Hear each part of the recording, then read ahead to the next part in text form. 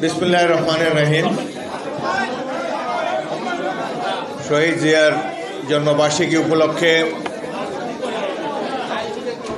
আয়োজিত এই মনোজ্ঞ আলোচনা অনুষ্ঠানের সম্মানিত সভাপতি, জাতীয়তাবাদী মুক্তিযোদ্ধা দলের সুযোগ্য সভাপতি, বীর মুক্তিযোদ্ধা জনাব ইশতিয়াক আজিজ উলফত, বিএনপি চেয়ারপারসনের উপদেষ্টা মণ্ডলীর সদস্য জনাব আব্দুল সালাম, অ্যাডভোকেট ফজলুর রহমান এবং মোয়াজ্জেম হোসেন আলাল সহ মঞ্চে উপবিষ্ট জাতীয় নেতৃবৃন্দ, আমার সামনে উপবিষ্ট জাতির গর্ব বীর মুক্তিযোদ্ধাবৃন্দ, উপস্থিত সুধী মণ্ডলী, প্রিয় ভাই ও বোনেরা, আসসালামু আলাইকুম। আমি বেশি সময় নেব না, একটু ধৈর্য ধরে অপেক্ষা করুন। আপনারা একটু চুপ করলে আমার বলতে সুবিধা হয়। আমার আগে যারা বক্তব্য দিয়েছে এরা খুবই নামি দামি বক্তা, চমৎকার বলেন। আমি অত গুছিয়ে বলতে পারবো না, তো একটু সময় দেন আমাকে, একটু ধৈর্য ধরেন। প্রথমেই গভীর শ্রদ্ধার সাথে স্মরণ করি রিজার্ভ ফোর্স কমান্ডার, স্বাধীনতার মহান ঘোষক, বীর মুক্তিযোদ্ধা শহীদ রাষ্ট্রপতি জিয়াউর রহমান বীরুত্তমকে, যিনি জাতির একক্রান্তি লগ্নে এই দেশের স্বাধীনতা ঘোষণা করে জনগণকে এক বিরাট বিপদ থেকে রক্ষা করেছেন, বাঙালি জাতির ইতিহাসকে প্রবহমান রাখতে যথাযোগ্য ভূমিকা রেখেছেন। সেই শহীদ জিয়াউর রহমানের রুহের মাগফিরাত কামনা করছি। এই সভায় বসে খবর পেলাম মুক্তিযুদ্ধের আরেকজন বিখ্যাত সমরনায়ক, ৩ নম্বর সেক্টর কমান্ডার, এয়ারফোর্স কমান্ডার, স্বাধীনতার পর প্রথম বাংলাদেশ সেনাবাহিনীর প্রথম সেনাধ্যক্ষ মেজর জেনারেল শফিউল্লাহ বীরুত্তম, তিনি একটু আগে ইন্তেকাল করেছেন। তার রুহের মাগফিরাত কামনা করি। আল্লাহ যেন তার কবর আযাব মাফ করেন, তাকে জান্নাতুল ফেরদৌস নসিব করেন, এটি কামনা করি। জিয়াউর রহমান এক কিংবদন্তির নাম। জিয়াউর রহমানের বাংলাদেশের ইতিহাসে এক অনন্য নাম। মুক্তিযোদ্ধার যদি একজন রোল মডেল বেছে নিতে হয়, মুক্তিযোদ্ধারা কেমন ছিলেন যাদেরকে বর্তমান প্রজন্ম দেখেনি, একজন ব্যক্তির নাম করলে আমাদেরকে জিয়াউর রহমানের নামই নিতে হয়। কারণ মুক্তিযুদ্ধ সীমান্ত অতিক্রম করলে মুক্তিযোদ্ধা হওয়া যায় না। মুক্তিযুদ্ধের ত্যাগ, তিতিক্ষা, চরিত্রিক গুণাবলী থাকতে হবে, তাহলে তিনি প্রকৃত মুক্তিযোদ্ধা।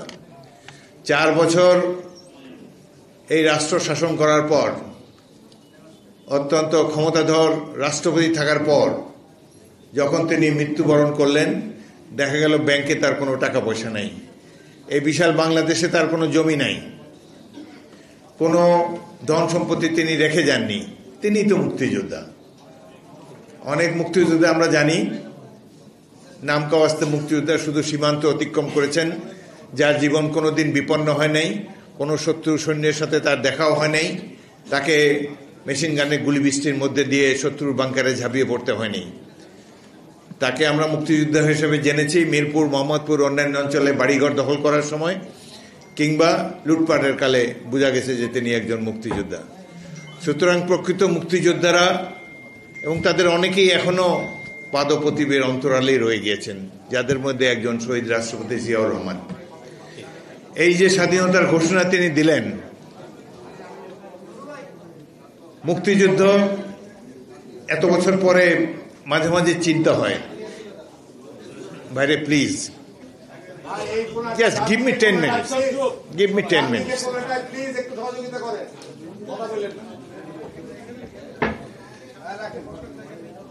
অনেক বছর হয়ে গেছে, 53 বছর আগে মুক্তিযুদ্ধে আমরা অংশগ্রহণ করেছিলাম। এখানে আমার সামনে উপস্থিত লাল টুপি পরা, সাদা দাড়ি তাদের, এরা তখন বয়সে তরুণ ছিল, স্কুলের ছাত্র কিংবা কলেজের ছাত্র। এ কথা বলাই বাহুল্য, যদি মুক্তিযুদ্ধ না হতো তাহলে কি বাংলাদেশ স্বাধীন হতো? না। তো মুক্তিযুদ্ধ কারা করেছিল? আমরা করেছি। জিয়াউর রহমানের আগে শুরু হয়েছে মুক্তিযুদ্ধ। ইস্ট বেঙ্গল রেজিমেন্টের 5টি ব্যাটালিয়ন 5টি ক্যান্টনমেন্টে কর্মরত ছিল। যেই মুহূর্তে পাকিস্তানিরা বাঙালিদের উপরে ঝাঁপিয়ে পড়েছে, ঢাকায় একটি গণহত্যা শুরু করেছে, রাজনৈতিক নেতারা প্রাণপণে পালিয়ে গিয়েছেন পাশের দেশে, অরক্ষিত জনগণকে রক্ষা করার জন্য, প্রতিরোধ সংগ্রামে অবতীর্ণ হওয়ার জন্য যখন কাউকে খুঁজে পাওয়া যায় নাই, সে সময় ইস্ট বেঙ্গল রেজিমেন্ট এবং ইপিআর এর সৈনিকেরা অস্ত্র হাতে বিদ্রোহ করে প্রতিরোধ যুদ্ধে সামিল হয়েছিল, যার নেতৃত্ব দিয়েছিলেন মেজর জিয়াউর রহমান। তার স্বাধীনতা ঘোষণা জনগণকে অনুপ্রাণিত করেছে, উজ্জীবিত করেছে, সারা বিশ্বে ছড়িয়ে গিয়েছে যে হ্যাঁ, বাঙালি লড়াই যোদ্ধার জাতি, তারা প্রতিরোধ করতে জানে। এবং আলজেরিয়া, কিউবা, ভিয়েতনাম, বিভিন্ন দেশে দেশে যে যুদ্ধ হয়েছে, সেই গৌরবময় উপাখ্যান শুরু করেছে আবার বাংলাদেশের ছাত্র জনতার সৈনিক, বীর সৈনিকেরা। এই মুক্তিযুদ্ধ যদি আমরা শুরু করতে না করতাম, তাহলে দেখা যেত এক মাস পরেই ভারতে যারা আশ্রয় গ্রহণ করেছে, জাতীয় সংসদ, প্রাদেশিক সংসদের সদস্যরা ফিরে আসতো, শেখ মুজিবুর রহমানকে হয়তো আবারও প্রধানমন্ত্রী করা হতো, কিন্তু এই দেশটা পাকিস্তানি থেকে যেত, আজও পাকিস্তান থেকে যেত। আমরা এই 24 বছরের বঞ্চনার বিরুদ্ধে দাঁড়িয়েছিলাম। আমরা যারা সৈনিক ছিলাম, সাধারণ ছাত্র ছিল, যুবক ছিল, আমরা মা বোনের ইজ্জত রক্ষার্থে অস্ত্র ধারণ করেছি, জীবন হেলায় বিপন্ন করেছি। অনেক মানুষ, অনেক মুক্তিযোদ্ধা আত্মাহুতি দিয়েছে একটি স্বাধীন দেশের জন্যে। কিন্তু বাঙালি এক অদ্ভুত জাতি, তারা সহজে বীরদেরকে স্থান দিতে চায় না। অধিকাংশ মানুষ লেপের তলায় শুয়ে শুয়ে চুপচাপ হয়তো রেডিও শুনেছে, কিংবা গ্রামান্তরে পালিয়ে বেরিয়েছে। যুদ্ধ করার সাহস যাদের ছিল না, যাদের যৌবন থাকা সত্ত্বেও যারা যুদ্ধে যায় নাই, তাদের মধ্যে এক ধরনের হীনমন্যতা বোধ কাজ করে। তারা তখন মুক্তিযোদ্ধাদের বিরুদ্ধে নানান ধরনের অপপ্রচারে লিপ্ত হয়। স্বাধীনতা পরে পরে মুক্তিযোদ্ধাদেরকে বলা হতো হাজি, হাজি সাহেবরা এসেছেন। তারপরে যারা জীবন বিপন্ন করে যুদ্ধ করেছে, তাদেরকে উপযুক্ত সম্মান প্রদর্শনেও তাদের মধ্যে অনেক কার্পণ্য রয়েছে, যার ফলশ্রুতি হিসাবে আজকে এই 1.5 মাসের একটি গণ অভ্যুত্থানকে মুক্তিযুদ্ধের উপরে স্থান দিতে চায় এক ধরনের ছাত্র জনতা, এক ধরনের যুবকরা। এই যে 1.5 মাসের যে সংগ্রাম, শেখ হাসিনার দুঃশাসনের বিরুদ্ধে যে সংগ্রাম, এই সংগ্রামে বিএনপির 422 জন শহীদ হয়েছে। টোটাল সৈনিকের সংখ্যা 1000-এর কিছু বেশি, 422 জনই বিএনপির সদস্য ছিল। ঢাকা বিশ্ববিদ্যালয়ের একজন ছাত্র মারা যায়নি, একজনও শহীদ হয়নি। অথচ সব কৃতিত্ব আজকে এই পাবলিক বিশ্ববিদ্যালয়ের ছাত্ররা নিতে চায়। অথচ আমরা জানি এক পর্যায়ে এই আন্দোলন স্তীমিত হয়ে গিয়েছিল, তখন প্রাইভেট ইউনিভার্সিটির ছাত্ররা এসে নতুনভাবে যোগদান করায় এই আন্দোলন আবার গতিবেগ ফিরে পায়। তার সাথে যোগ দিয়েছে বিভিন্ন রাজনৈতিক দল, বিশেষ করে বিএনপির ছাত্র যুবক। তারা জীবন উৎসর্গ করার জন্যে শপথবদ্ধ হয়ে ঢাকা এবং অন্যান্য অঞ্চলে রাজপথে অবতীর্ণ হয়েছে, যে কারণেই এই 1.5 মাসের এই বিপ্লবটিকে অতি অল্প সময়ের মধ্যেই আমরা বিজয় লাভ করতে সক্ষম হয়েছি। আমার আগে আরেকজন বক্তা বলেছেন যে আল্লাহরও একটি রহমতের মধ্যে ছিল। এত অপমান, এত দুঃশাসন, এত লুটপাটের পর যেহেতু অনেক শক্তিশালী কোয়ার্টার প্রতিবেশী রাষ্ট্র তাদের সাহায্যের সহযোগিতায় ছিল, এই সময় আল্লাহর সাহায্য আমাদের জন্য অত্যন্ত অপরিহার্য ছিল। এবং যেই কারণেই শেষ পর্যন্ত আল্লাহর হস্তক্ষেপের ফলেই, তার রহমতের কারণেই এই হায়না সরকার, ফ্যাসিস্ট সরকার এত নির্মমভাবে পরাজিত হয়ে লজ্জাজনকভাবে দেশ ত্যাগ করতে বাধ্য হয়েছে। গত 16টি বছর ধরে বিএনপি নেতৃবৃন্দ যেভাবে এই আন্দোলনে অংশগ্রহণ করেছে ফ্যাসিস্ট হাসিনার এই দুঃশাসনের বিরুদ্ধে, বাংলাদেশের ইতিহাসে কেন এশিয়া মহাদেশে কোনো দেশের ইতিহাসে এই ধরনের সংগ্রামের কোনো নজির নাই। এত মানুষ জীবন দিয়েছে, কতভাবে আমরা নির্যাতিত হয়েছি। পিতা মারা গেছে, জেলখানার থেকে পুত্র এসেছে ডান্ডাবাড়ি পরে বাবার জানাজায় অংশগ্রহণ করেছে। এই চিত্র আমাদের সবার সামনে রয়েছে। বাংলাদেশের ইতিহাসে এই ধরনের নির্মম অত্যাচার আগে বাংলাদেশের মানুষ কখনো দেখেনি। এই ধরনের রক্তের স্রোত পেরিয়ে আমরা এই দুঃশাসনকে বিদায় করতে সক্ষম হয়েছি। এখন আমাদের প্রয়োজন একটি জাতীয় ঐক্য। আমাদের দলের অ্যাক্টিং চেয়ারপারসন, আমাদের চেয়ারপারসন বেগম জিয়া যাওয়ার আগেও সবাইকে বলে গিয়েছেন। আমরা তার বিমান আরোহণের আগে আমরা স্থায়ী কমিটির সদস্যরা তার বিমানের গ্যাংওয়ের পাশে দাঁড়িয়েছিলাম। শেষ কথাটি তিনি কষ্ট করে বলে গিয়েছেন যে আপনারা সবাই একতাবদ্ধ থাকবেন। আমরা বলতে তিনি সারা দেশবাসীকেই বলেছেন, দেশবাসীর উদ্দেশ্যে তিনি এটি বলেছেন যে দেশবাসী ঐক্যবদ্ধ থাকবেন। অনেক ত্যাগ তিতিক্ষার বিনিময়ে অনেক সংগ্রামের পর আমরা এই দুঃশাসনের অবসান ঘটাতে সক্ষম হয়েছি। আজকে যদি এই শেখ হাসিনার সরকার ক্ষমতায় থাকতো তাহলে এই যে এত অপকর্ম তারা করে গিয়েছে তো আমরা জানতে পারতাম না। এমন একটা মিডিয়া গোষ্ঠী তিনি রেখে গিয়েছেন যাদের একমাত্র কাজ ছিল তেল দেওয়া। বিদেশ থেকে ফিরে আসলে যেইভাবে তাকে তেল মর্দন করত, আমাদের তো লজ্জা হতো, তাদের লজ্জা হয় কিনা জানি না। এগুলো কি ধরনের প্রশ্ন উত্তর বিদেশ সফরের পর আমরা টেলিভিশনে লাইভ দেখতে পেতাম। পিয়ন পর্যন্ত 400 কোটি টাকা চুরি করেছে হেলিকপ্টারে করে, এটা প্রধানমন্ত্রীর বক্তব্য, অনির্বাচিত বিনা ভোটের প্রধানমন্ত্রী। তাদের এমপি এবং অন্যান্য কেন্দ্রীয় নেতৃবৃন্দের কথা বাদই দিলাম, গ্রামে গঞ্জে ইউনিয়নে ওয়ার্ড লেভেলে পর্যন্ত যে সমস্ত আওয়ামী লীগের কর্মীরা রয়েছে লুটপাটের ফলে তারা লুটপাটের সাম্রাজ্য তৈরি করেছে।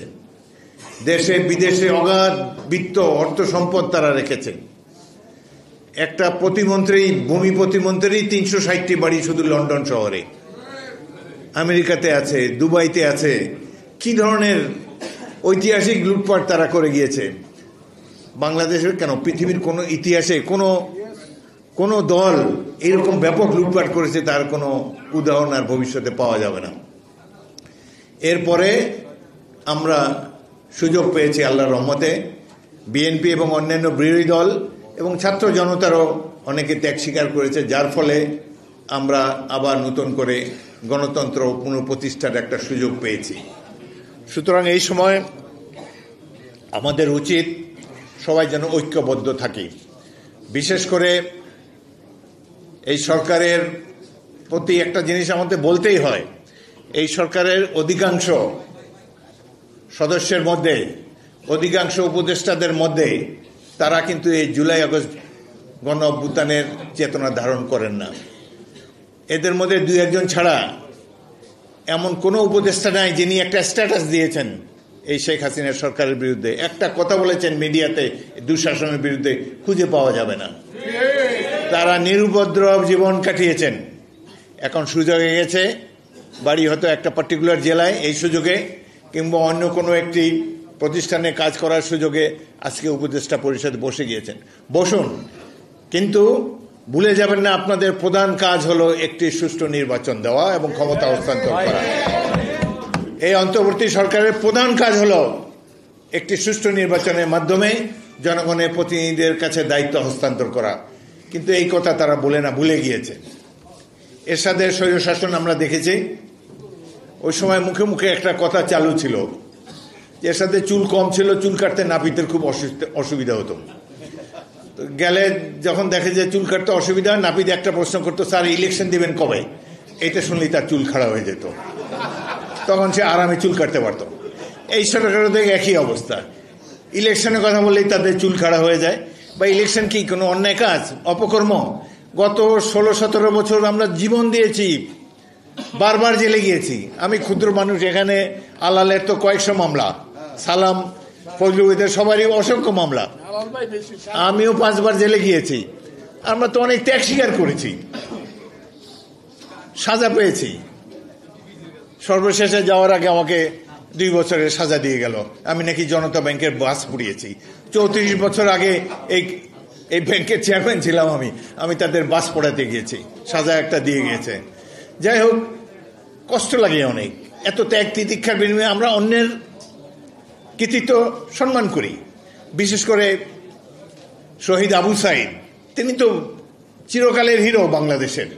যেইভাবে বুক চিতিয়ে তিনি রাইফেলের সামনে বুক পেতে দিয়েছেন, তাদের গুলি গ্রহণ করেছেন, মাথা উঁচু করে দাঁড়িয়েছিলেন, যুগ যুগ ধরে অনন্তকাল ধরে বাংলাদেশের মানুষ আবু সাইদকে নিয়ে গর্ব করব। আরও যারা শহীদ হয়েছেন তাদের প্রতি শ্রদ্ধা জানাই। বিএনপি এবং আমরা ব্যক্তিগতভাবেও প্রত্যেকটি শহীদ পরিবারকে সাহায্য করার চেষ্টা করেছি, আগামীতেও করব। সকলের এই দুঃসাহসকে, সকলের কৃতিত্বকে আমরা সম্মান করি, কিন্তু বিএনপি সম্পর্কে যখন এই 17 বছর সংগ্রাম করার পর পরশ্রী কাতরতা থেকে উদ্ভূত ক্রিটিসিজম শুনতে পাই, তখন মনটা কষ্ট লাগে, বিশেষ করে যারা বয়সে এত কম। প্রফেসর ইউনূস একটা কথা বললে, বা আসিফ নজরুল, বা অন্যান্য উপদেষ্টা যাদের যথেষ্ট বয়স হয়েছে, যারা পরিচিত জনগণের কাছে, তারা একটা কথা হলে মানায়, কিন্তু নাতির বয়সী ছেলে যদি বিএনপি মহাসচিবের বিরুদ্ধে খোঁচা দিয়ে কথা বলে, এটি অত্যন্ত দুঃখজনক। আমরা এটা আশা করি না। ভয় পান কেন জনগণকে? আসেন নির্বাচনে, সুন্দর একটা দল বানান। এখনো তো প্রায় 1 বছর টাইম আছে, জনগণের কাছে যেতে পারবেন। আপনারা তো অলরেডি হেলিকপ্টারে অভ্যাস করে ফেলছেন, হেলিকপ্টারেও যেতে পারবেন সব জায়গায়। তো যান, ঘুরে ঘুরে আসেন, জনগণকে বলেন যে আপনারা এই দেশকে স্বাধীন করেছেন। 71 কিছু না, 47 কিছুই না। আরে ভাই, 71 তো দেখেন না? 71 সালে কিভাবে গ্রামে গঞ্জ থেকে পঙ্গপালের মতো ধরে যশোর ক্যান্টনমেন্টে 8 ঘন্টা যুদ্ধের পর যখন বেরিয়েছি, ভেবেছিলাম যে বাংলাদেশে আমি একাই বোধহয় বিদ্রোহ করেছি। জানতাম না বাস্তব পরিস্থিতি।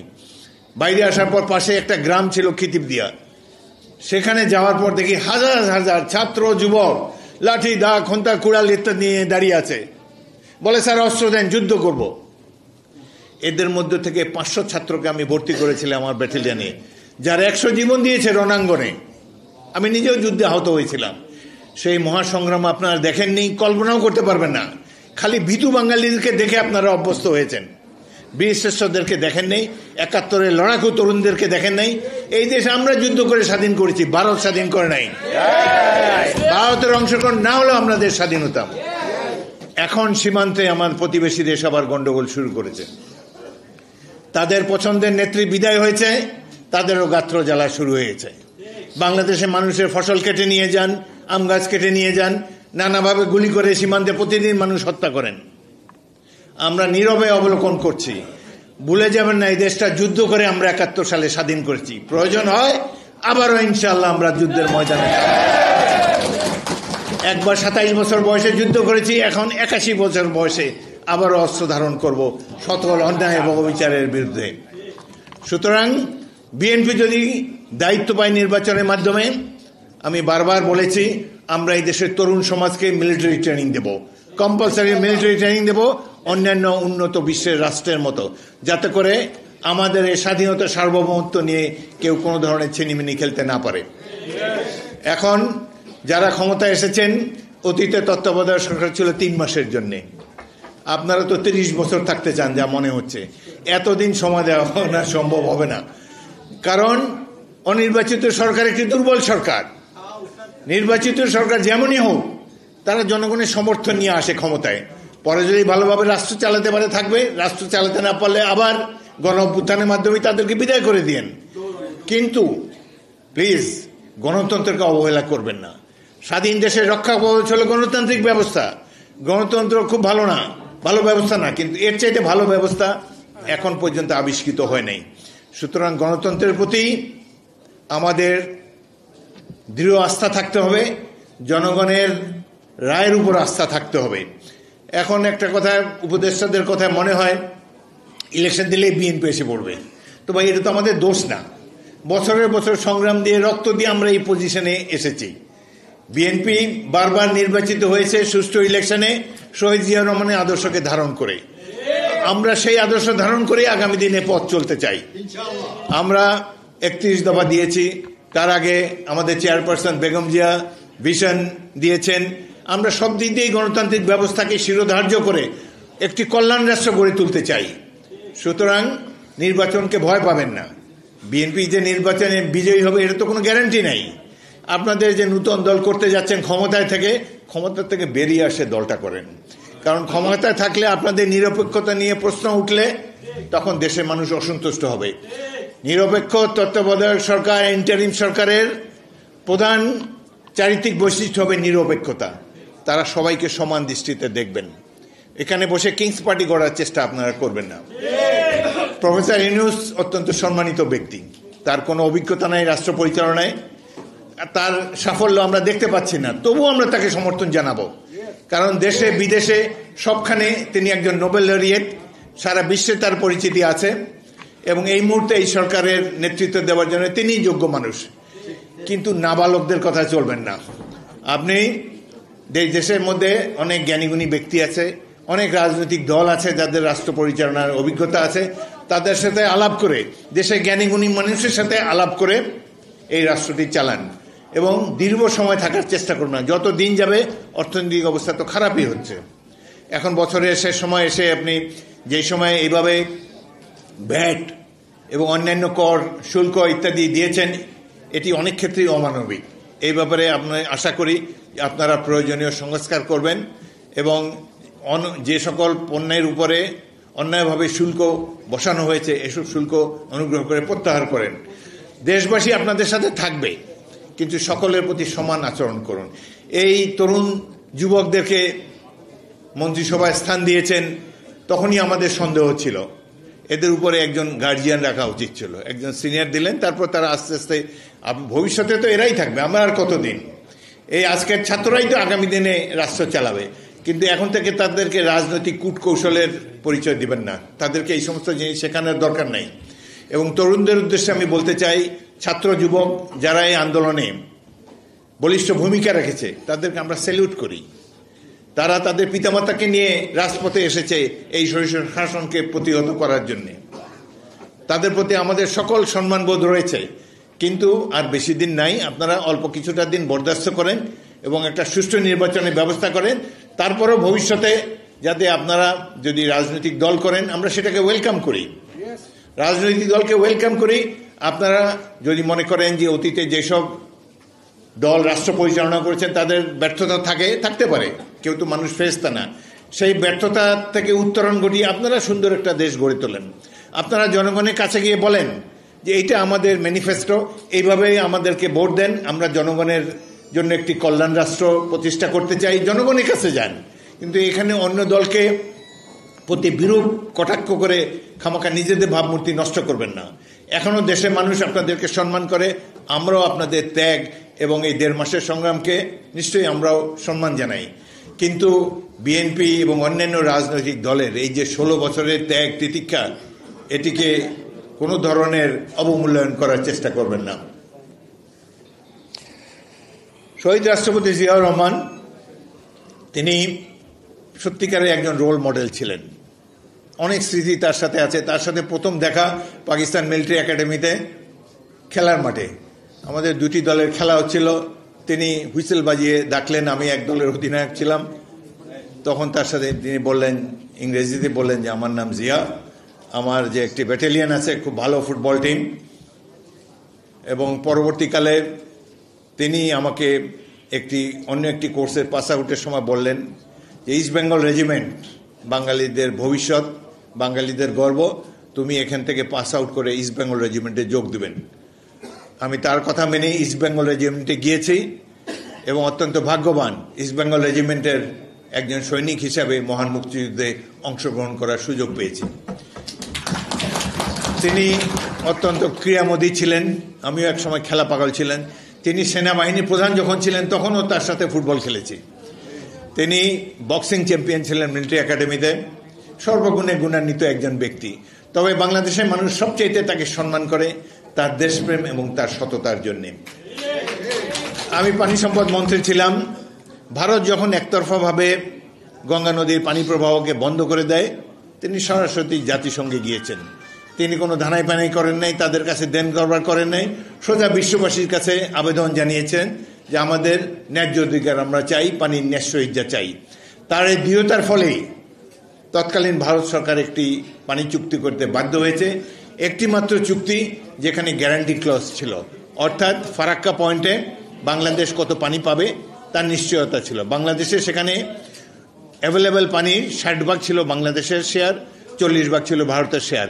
এবং বাংলাদেশের শেয়ারটা তিনি যে দিতে বাধ্য এটি চুক্তির মধ্যে ছিলেন, এটাকেই বলা হয় গ্যারান্টি ক্লোজ। তালপট্টিতে যখন একটি দ্বীপ ভেসে ওঠে তখন অনেক এইসব বুদ্ধিজীবীদের মুখে কোনো কথাবার্তা ছিল না, কিন্তু তিনি একজন সাহসী রাষ্ট্রনায়ক হিসাবে তিনি নৌবাহিনীকে বলেছিলেন যে যুদ্ধ জাহাজ ওখানে পাঠাও, আমরা প্রয়োজন হলে যুদ্ধ করেও হলো আমরা আমাদের দেশের প্রত্যেকটি ইঞ্চিকে সুরক্ষিত রাখব। যার ফলে এই অঞ্চলটি প্রতিবেশী রাষ্ট্র দখল করতে সক্ষম হয়নি।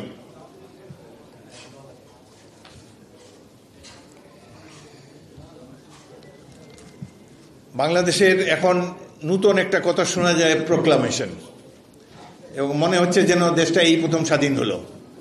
71 সালে এত ত্যাগ তিতিক্ষার বিনিময়ে আপনারা যারা এখানে উপস্থিত ছিলেন সেই যৌবন তরুণের দিনগুলোর কথা স্মরণ করেন, কিভাবে হাসতে হাসতে আপনারা মেশিন গানের গুলির সামনে বুক পেতে দিয়েছিলেন। দেশপ্রেম কি ছিল আমাদের কাছে?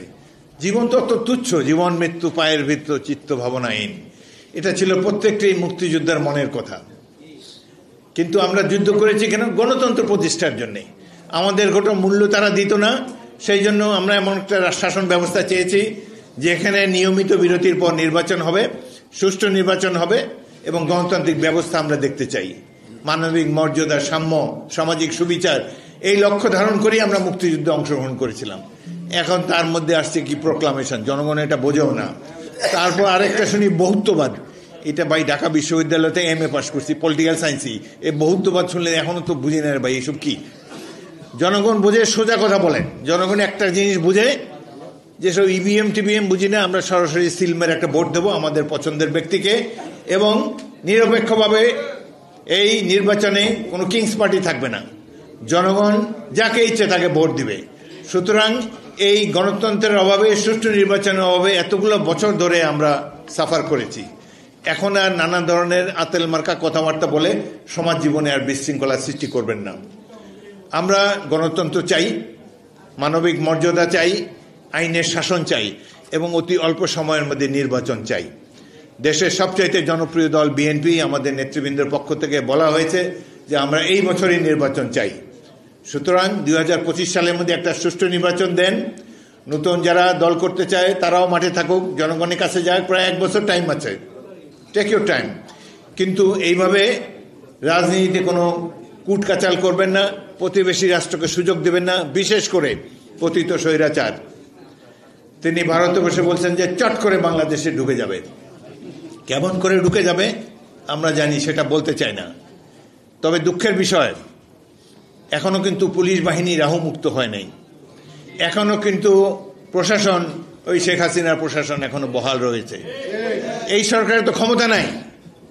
কেমন করে ক্যান্টনমেন্টের মধ্যে 622 জন অপরাধীকে তারা আস্থান দিতে সক্ষম হলো কারণ আপনারা দুর্বল। প্রথম রাত্রে বিড়াল মারা উচিত ছিল, কিন্তু সেটি আপনারা করতে পারেন নাই। যত অপরাধী তারা একটি বিশেষ বাহিনীর সাহায্য নিয়ে ধীরে ধীরে সীমান্ত অতিক্রম করে ভারতে গিয়েছে বাংলাদেশের বিরুদ্ধে ষড়যন্ত্র করার জন্য। বোঝাই যাচ্ছে এই সরকার তাদেরকে নিয়ন্ত্রণ করতে পারছে না। এই যে 17টা বছর অন্যায়, অবিচার, নির্যাতন এবং এই যে 1.5 মাসে কতজনকে হত্যা করা হলো, কই কাউকে তো গ্রেফতার করে নাই। যারা হত্যাকাণ্ডের নায়ক, যারা পুলিশ বাহিনীর পাশে দাঁড়িয়ে গুলি করে নিরীহ ছাত্রদেরকে বা সাধারণ মানুষকে হত্যা করেছে, তাদের বিরুদ্ধে আজ পর্যন্ত এই প্রশাসন, পুলিশ বাহিনী কোনো ব্যবস্থা নিতে পারে নাই। অর্থাৎ এই সরকার একটি দুর্বল সরকার। সুতরাং অতি দ্রুত নির্বাচন দেন। দেখেন জনগণের বলে বলিয়ান হয়ে কিভাবে আমরা তাদেরকে দমন করি। আমরা একটি কল্যাণ রাষ্ট্র প্রতিষ্ঠা করতে চাই। এই গত 17 বছরের অন্যায় অবিচারের বিরুদ্ধে ব্যবস্থা নিতে চাই। আরেকটি বিষয় নিয়ে সব দল, রাজনৈতিক দলও চুপচাপ, বর্তমান সরকারও চুপচাপ। সেটা হলো বাংলাদেশের অর্থনৈতিক অবস্থা তো ভালো না। তারা এই যে হাজার হাজার কোটি টাকা, হাজার হাজার ডলার বিদেশে পাচার করেছে, ব্যাংকে রয়েছে, সেটা আনার জন্য তো কোনো কমিটি করেন নাই। এটা আনার জন্য তো বিদেশে কোনো দূত পাঠাচ্ছেন না। যদি আমাদেরও রাষ্ট্র পরিচালনার অভিজ্ঞতা আছে, যদি এই দেশের সর্বোচ্চ আদালত রায় দেয়, সেই রায় সাথে নিয়ে আমরা বিদেশি রাষ্ট্রের কাছে যাই, যারা অন্যায়ভাবে লুণ্ঠন করে আমাদের সম্পদ নিয়ে আপনাদের দেশে বিনিয়োগ করেছেন, অবশ্যই তারা এই সম্পদ ফেরত দিতে বাধ্য। বাংলাদেশের কয়েক বছরের বাজেট চলে যাবে এই চোরগুলার টাকা যদি আমরা ফিরে আনতে পারি। সুতরাং এই বিষয়ে দৃষ্টি দেন এবং বিশেষ করে যারা হত্যাকাণ্ড চালিয়েছে, গুম খুম করেছে, তাদের বিচারের ব্যবস্থা করেন। এগুলা কথা নাই, তারা আছে প্রোক্লামেশন নিয়ে। সুতরাং অনেক আতেল জাতীয় কথাবার্তা, ওগুলা আপনারা যদি রাষ্ট্র ক্ষমতায় যেতে পারেন, জনগণের ভোটে, তখন পালন করেন। হাসিনা চলে যাওয়া মানে তো অর্ধেকের বেশি সংস্কার অলরেডি হয়ে গেছে। শেখ হাসিনা না থাকলে আর সংস্কার করবে কি? শেখ হাসিনার সাথে সাথে অপসংস্কার বিদায় নিয়েছে। এখন সংস্কার করার ন্যায্য অধিকারী হলো একটি নির্বাচিত গণপ্রতিনিধি। একটি পার্লামেন্ট সংস্কার করবে, সেই পার্লামেন্টকে আসার সুযোগ করে দিন। শুধু শুধু আর সময় ক্ষেপণ করবেন না। এই কয় মাসেই বোঝা গেছে আপনাদের দৌড় কতটুকু। আমরা তারপরও আপনাদেরকে সম্মান করি। আমরা সকল রাজনৈতিক দলের মধ্যে ঐক্য চাই, বিশেষ করে ছাত্র জনতার সাথে রাজনৈতিক দলসমূহের ঐক্য অত্যন্ত প্রয়োজন। আশা করি এই ঐক্যের পথে আপনারা কেউ বিভেদের প্রাচীর তুলে দেবেন না এবং এই বর্তমান সরকারের সংস্কার করার, নির্বাচনী ব্যবস্থার সংস্কার যতটুকু প্রয়োজন তার জন্য 2-3 মাস সময় যথেষ্ট। সুতরাং আর সময় না ক্ষেপণ না করে একটা ভালো জনগণের নির্বাচিত সরকার আসার সুযোগ দেন। এই জন্যই তো আমরা 71 সালে যুদ্ধ করেছি। নির্বাচিত সরকার ছিল না বলেই তো আমাদেরকে যুদ্ধ করতে হয়েছে। আবার কেন নির্বাচিত সরকারের জন্য আমাদের দেন দরবার করতে হবে? মনে হয় আমরা নির্বাচনের কথা বললে উপদেষ্টাদের মুখ কালো হয়ে যায়, মনে হয় কেন একটা অন্যায় দাবি দাওয়া আমরা করছি। আমরা তো অন্যায় দাবি দাওয়া করছি না, বিএনপিকে ক্ষমতায় বসান সেটাও বলতেছি না। তবে এটা অবশ্যই বলবো, কিংস পার্টি গঠন করবেন না। যারা রাজনীতি করতে চায় এই সরকার থেকে পদত্যাগ করে বাইরে গিয়ে তারা সরকার গড়ে তুলুক। তারা যখন এত কিছুই পারে, শেখ হাসিনার মতো দুঃশাসনের নেত্রীকে যখন বিদায় করতে পারে তারা, তাহলে আগামী দিনে জনগণ তাদেরকে নিশ্চয়ই হয়তো ভোট দিবে, এই আশায় থাকতে পারেন। Let there be level playing field. আমরা সুষ্ঠু নির্বাচন চাই, অতি দ্রুত নির্বাচন চাই। আজকের এই দিনে খুবই প্রয়োজন জিয়াউর রহমানের মতো একজন রোল মডেল। আমি জাতীয়তাবাদী মুক্তিযোদ্ধা দলকে আন্তরিক ধন্যবাদ জানাচ্ছি। তারা আমাদের নেতা, মুক্তিযুদ্ধের নেতা শহীদ রাষ্ট্রপতি জিয়াউর রহমানকে স্মরণ করার জন্য এই অনুষ্ঠানের আয়োজন করেছেন। আপনাদের সবাইকে অসংখ্য ধন্যবাদ। আল্লাহ হাফেজ। বাংলাদেশ জিন্দাবাদ, বিএনপি জিন্দাবাদ, শহীদ জিয়া অমর হোক।